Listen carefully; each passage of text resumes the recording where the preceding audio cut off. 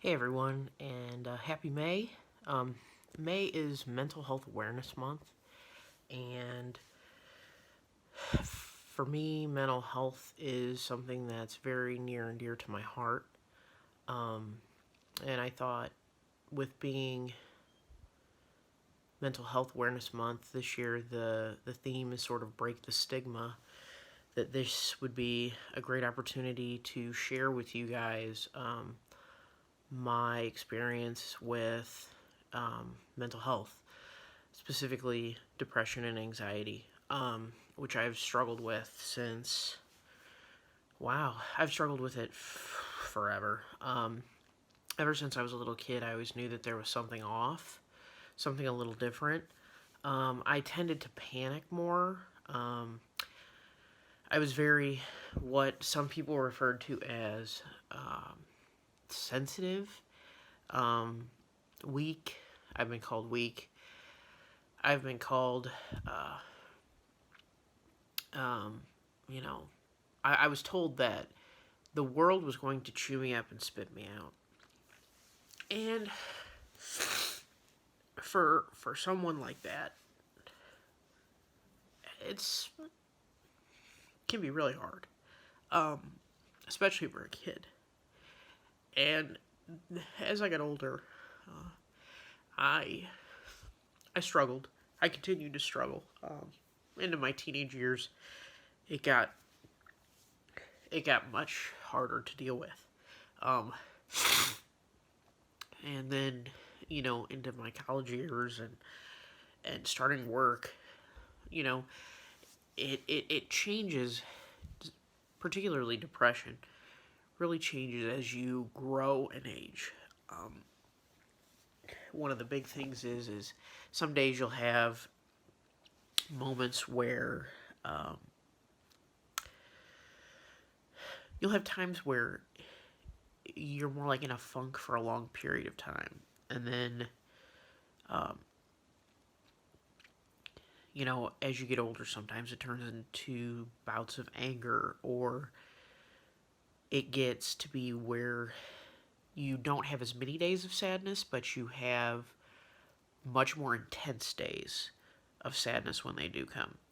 And I've struggled with self loathing, self hatred, uh, all of the, you know, dark thoughts that go along with that. And would I be better off if I weren't here, weren't around, which is a pretty rough, a rough thing to think about.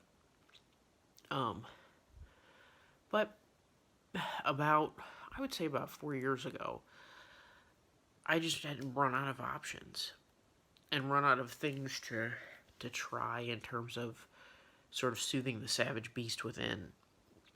And my anxiety was at an all-time high, which also changes as you age.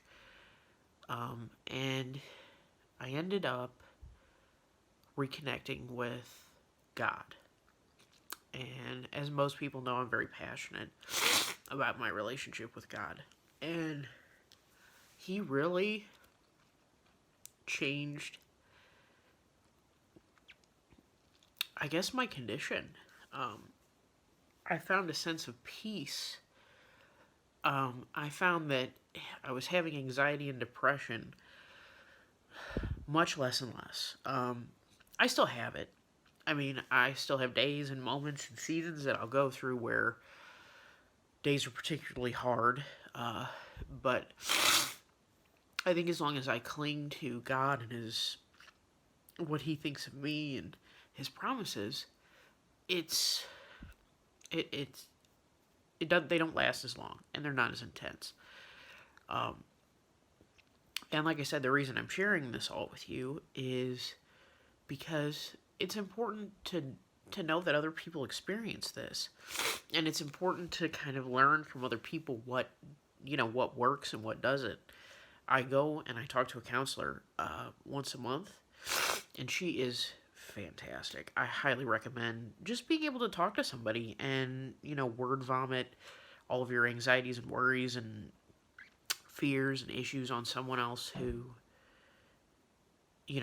is non-judgmental and doesn't really have an opinion about you as a person, so that they can give you better ideas and help you learn how to cope, which I think is a tremendous blessing. And then I also take medication to manage, some of the more chemically related symptoms. I've been through a lot of genetic testing with my psychiatrist, and we found some genes that kind of predispose me to having issues. So it's been it's been an incredible adventure. And what seemed like a curse at the beginning of my life has actually been a tremendous blessing because I can help others in their journey. But I just wanted to share that with you guys. If you have any questions, if you want to reach out and talk, I'm here. I'm not a counselor, but I'm here. And I hope you guys have a great month of May. And remember that in order to break the stigma, we have to be able to share our experiences and educate others. So have a great day, have a great week, have a great month, and I'll see you soon. Bye.